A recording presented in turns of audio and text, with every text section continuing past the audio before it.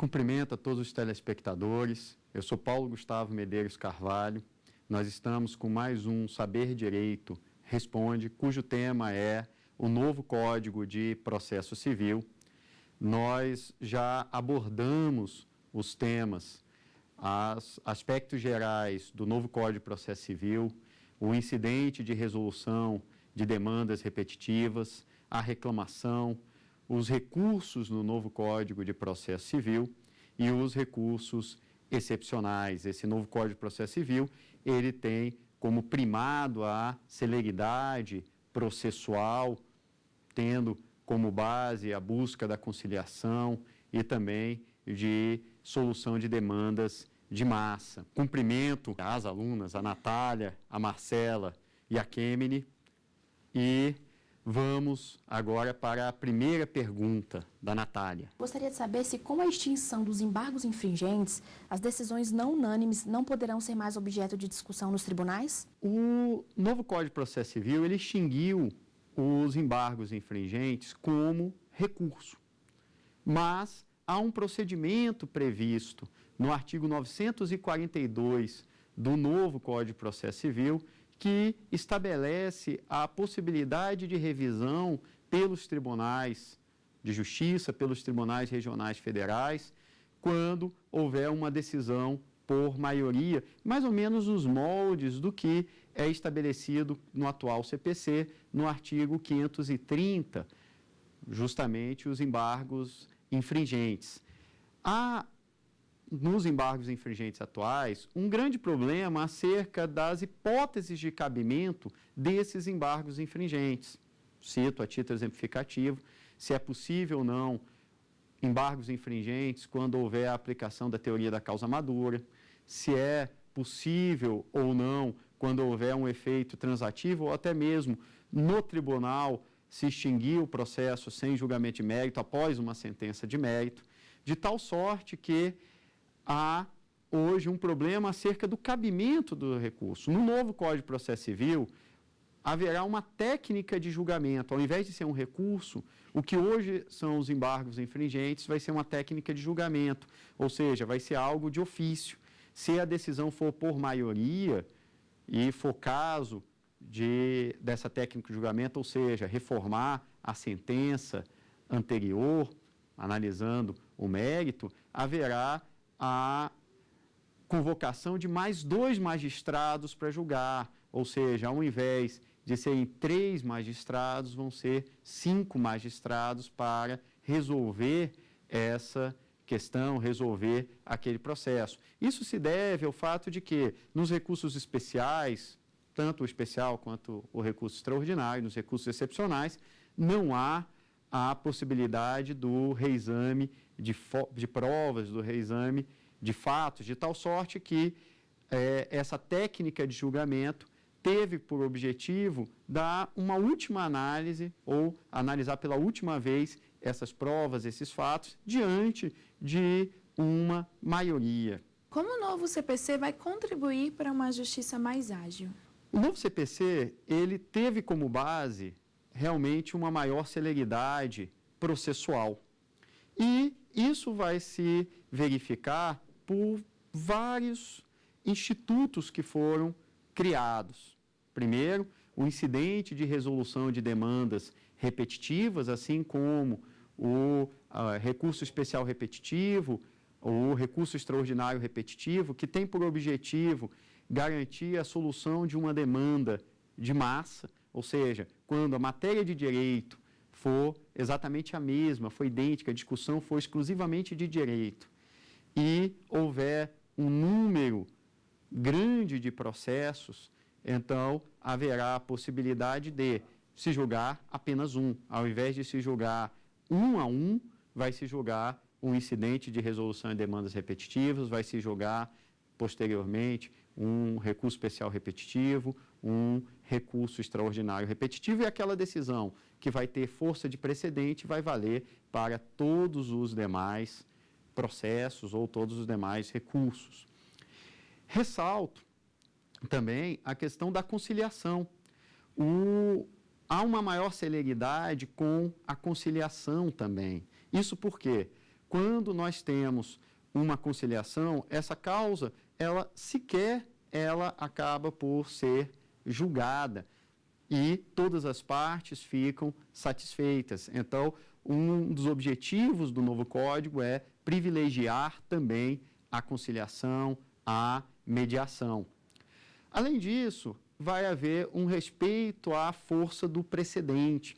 Por isso que a reclamação, ela ganhou bastante força. Hoje a reclamação já está prevista, mas prevista apenas para o Superior Tribunal de Justiça e para o Supremo Tribunal Federal, havendo até a possibilidade de ser prevista também na Constituição Estadual para os tribunais de justiça, conforme entendimento do Supremo na ação direta de inconstitucionalidade 2212 da relatoria da ministra Ellen Grace. Entretanto, agora se aumentou as hipóteses da reclamação.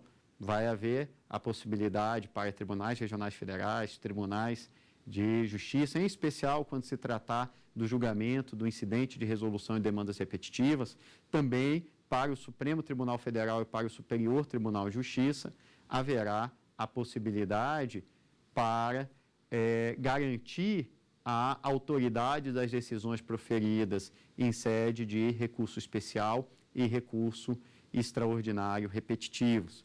Além disso, nós temos também uma alteração significativa, ou vamos ter uma alteração significativa com o novo Código de Processo Civil no sistema recursal. Alguns recursos, como o agravo retido, foram extintos, o agravo retido foi extinto. Além disso, o embargos infringentes deixou de ser um recurso e passou a ser uma técnica de julgamento. Também nós vamos ter o fim do juízo de admissibilidade ou do primeiro juízo de admissibilidade dos recursos, o que, de fato, acarretava um maior tempo para o processo e acabava por garantir um novo recurso.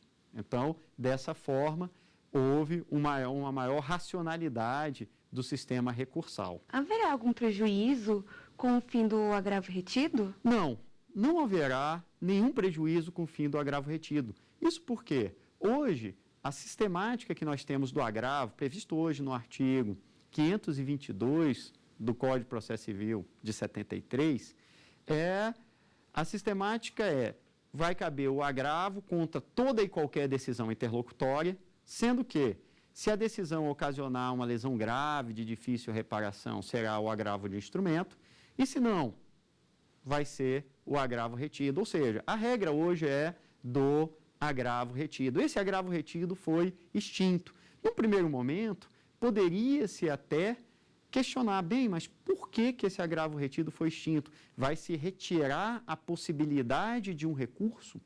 Mas, na realidade, não. Por quê?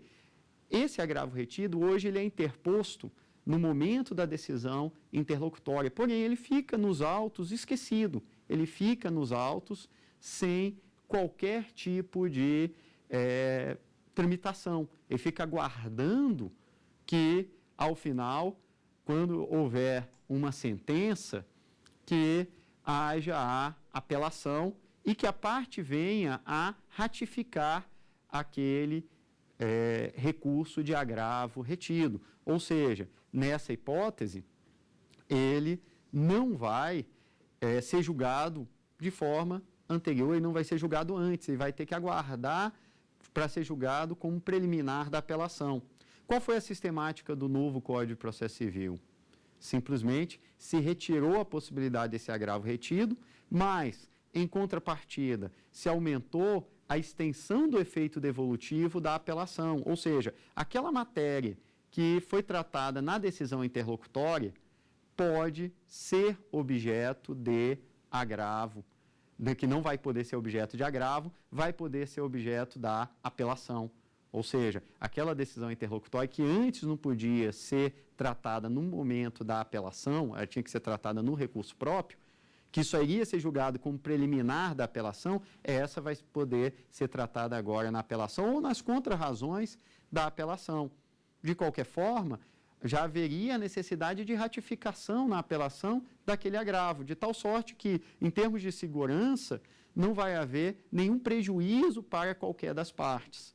Ressalto que o agravo de instrumento permaneceu na sistemática do novo Código de Processo Civil. Apenas, também, a ideia do novo CPC não foi estabelecer de uma forma mais aberta o agravo de instrumento, falando apenas em grave lesão, mas sim estabelecendo quais são as hipóteses em que a decisão interlocutória vai poder desafiar um agravo de instrumento. A supressão do primeiro juízo de admissibilidade, do RE e do RESP, vão obrigar os tribunais a fazer uma análise minuciosa de todos os recursos.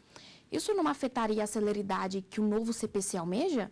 Essa questão é realmente de extrema relevância. De fato, o novo Código de Processo Civil extinguiu o primeiro juízo de admissibilidade. Num primeiro momento, isso pode levar a crer que todos os processos vão ser analisados já pelo tribunal, ou seja, que aumentaria o volume de processos do STJ, do Supremo, e também até mesmo em sede de apelação do primeiro para o segundo grau de jurisdição, muito embora ressalte-se hoje não há um volume tão grande de apelações que sejam não recebidas pelo juízo.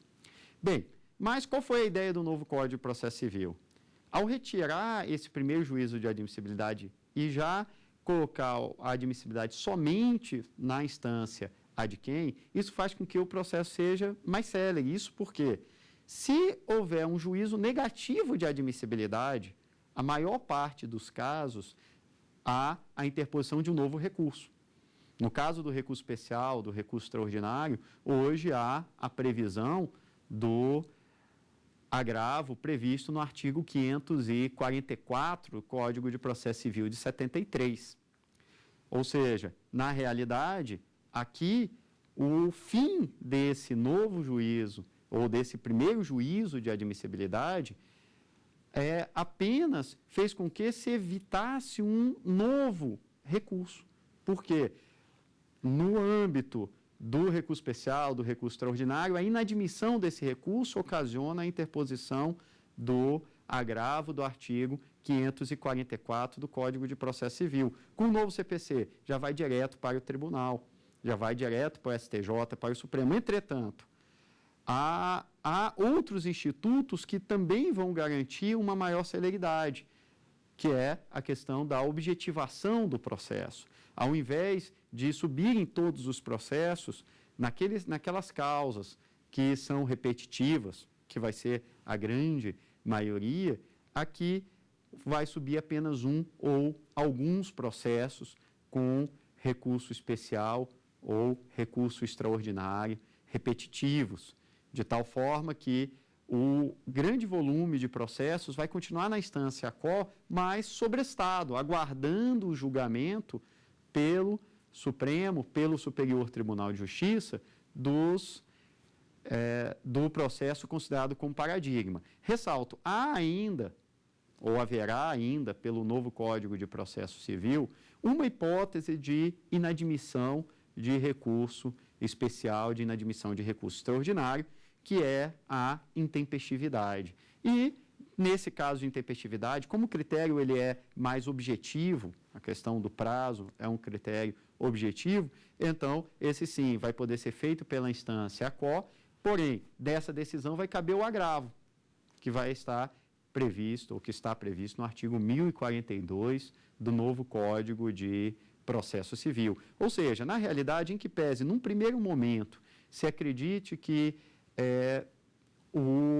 a extinção do primeiro juízo de admissibilidade venha a fazer com que haja mais processos no âmbito do Supremo Tribunal Federal ou do Superior Tribunal de Justiça, ou até mesmo dos tribunais regionais, porque o fim do primeiro juízo de admissibilidade se deu também na apelação, também no recurso ordinário, ou seja, em todos os processos, isso daí acaba não sendo completamente verdadeiro na medida em que haverá a possibilidade, ou há hoje a possibilidade de um novo recurso a partir do momento em que houver a inadmissão desse recurso. Após o intervalo, nós voltamos com mais uma rodada de perguntas.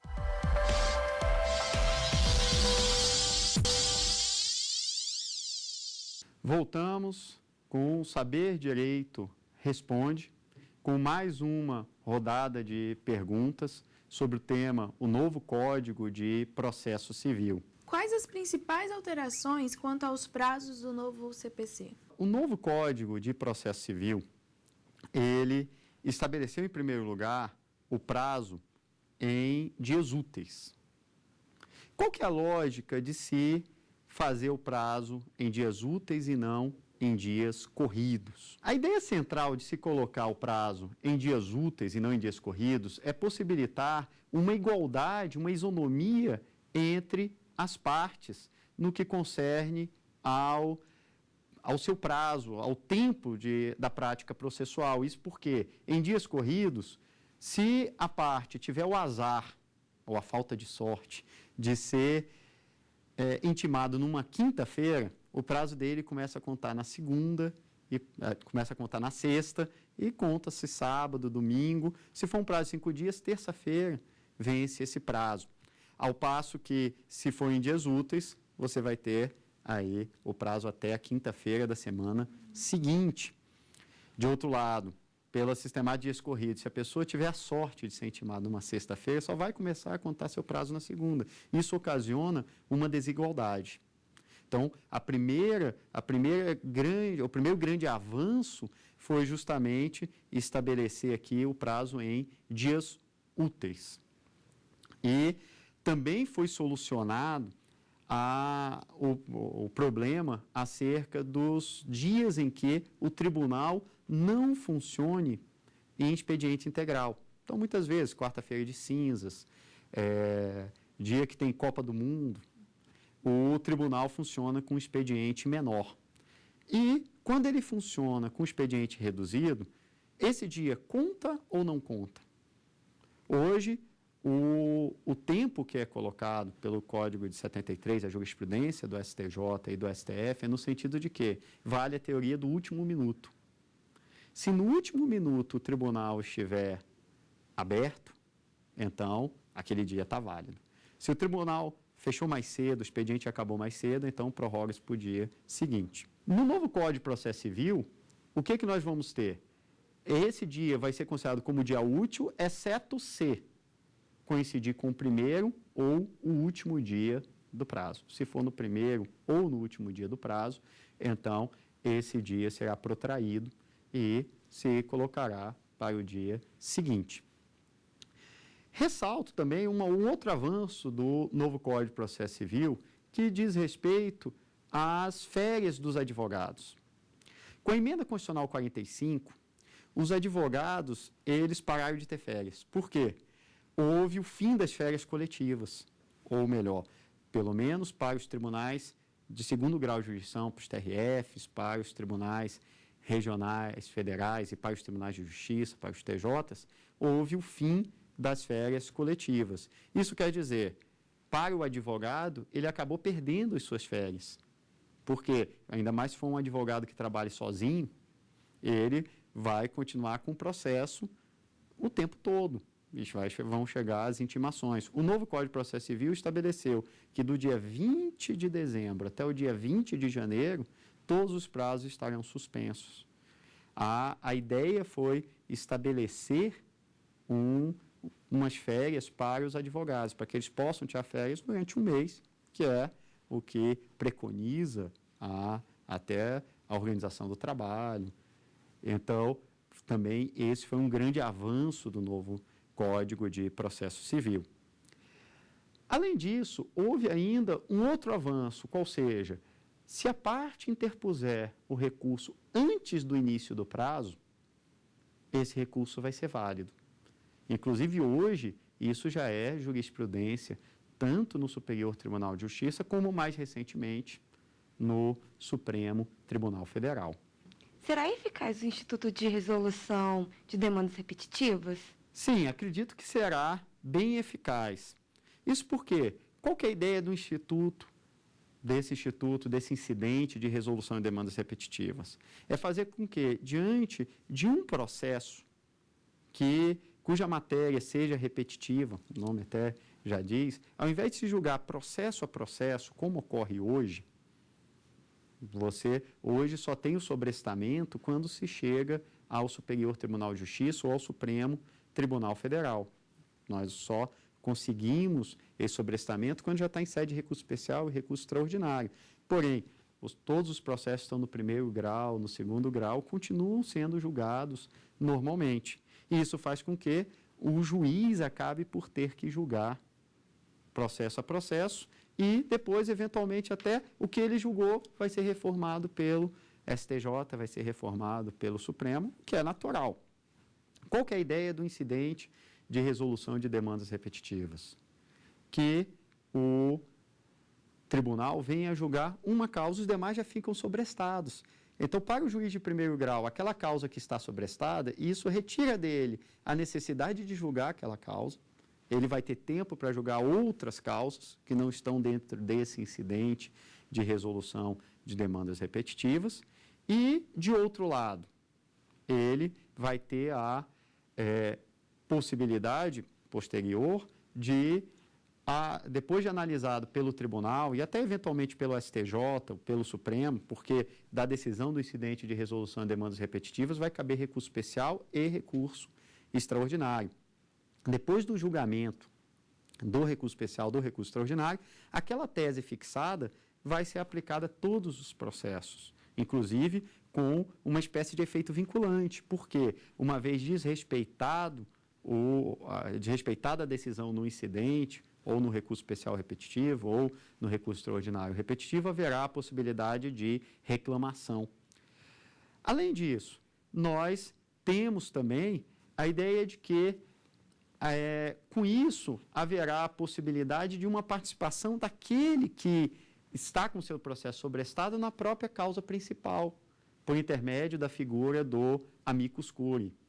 Então, aqui haverá um melhor julgamento, porque dentro do mesmo processo vai se ter todos os fundamentos favoráveis e contrários àquela decisão ou àquela tese que é colocada. Como será a nova sistemática da aplicação da teoria da causa madura em recurso ordinário? A teoria da causa madura em recurso ordinário, ela hoje não é aceita pelo Supremo Tribunal Federal. Nós temos o julgamento do recurso ordinário em mandado de segurança, número 24.309, da relatoria do ministro Marco Aurélio, em que o STF assentou pela não utilização da teoria da causa madura no âmbito do recurso ordinário.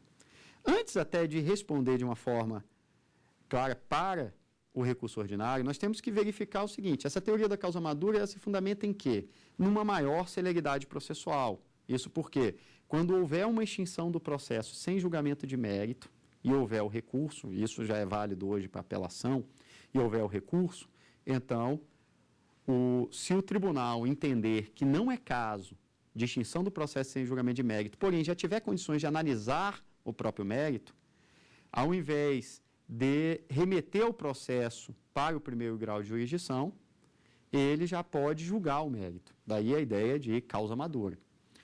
Para o recurso ordinário, o Supremo Tribunal Federal ele entendeu não ser possível porque, ao extinguir o processo sem julgamento de mérito, se cabe recurso ordinário, e o recurso ordinário, ressalte, vai ser cabível em que hipóteses? Quando tiver habeas corpus, habeas data, mandado de junção ou mandado de segurança, quando for denegatória a decisão. Se a decisão for concessiva, não cabe, tem que ser somente quando for denegatória. Ou na hipótese de Estado estrangeiro de um lado, organismo internacional, e do outro, município ou pessoa residente domiciliada no país. Nessa primeira hipótese que eu cheguei a citar, no caso das ações constitucionais, da tutela constitucional das liberdades, não vai haver a possibilidade ou não há a possibilidade hoje da teoria da causa madura. Isso por quê? Porque a competência do Supremo Tribunal Federal, ou eventualmente do Superior Tribunal de Justiça, ainda não estará posta. Isso porque só vai ser possível o recurso ordinário se a decisão for denegatória. Então, houve uma extinção do processo em julgamento de mérito. Portanto, a decisão é denegatória, cabe o recurso ordinário. Ao ser julgado o recurso ordinário pelo STJ ou pelo Supremo. Se for um caso em que ele entenda que não é hipótese de extinção do processo em julgamento de mérito, se voltar para a instância qual, ou seja, se voltar para o tribunal de origem, não quer dizer que a decisão vai ser denegatória. Pode ser que, quanto ao mérito, o tribunal entenda que a decisão deva ser concessiva e disso não vai desafiar o recurso ordinário. Com isso, chegamos ao fim do nosso programa. Agradeço a Natália, a Marcela, a Kemeny e a você, telespectador. Muito obrigado. Tem dúvidas sobre o assunto? Então mande um e-mail para a gente, saberdireito@stf.jus.br. Você também pode estudar pela internet acessando o site www.tvjustiça.jus.br.